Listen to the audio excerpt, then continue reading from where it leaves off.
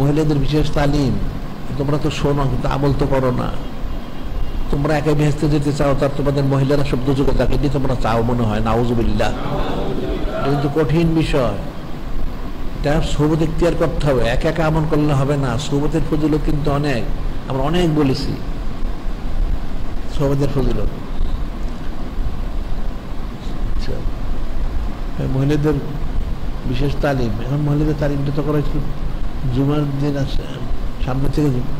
যারা দূরবর্তী মহিলা তাদের হচ্ছে জুমার দিন বাদ আসর তালিম, আর এমনি সপ্তাহে প্রতিদিনই তালিম আছে। আর আমাদের এখানে অনন্তকাল সাইদ ও সাইদুল আইসুরি মাহফিল জারি করা হয়েছে বাদ মাগরিব। এখন এটা তোমরা কতজন শোনো?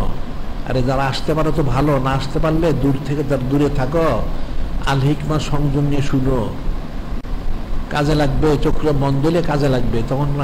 তখন কিন্তু আফসোস করলে কাজ হবে না, এখন আফসোস করলে কাজ হবে, তখন কান্নাকাটি করলে কাজ হবে। জাহান্নাম ছাড়া ওয়াজিব আর কিছুই থাকবে না।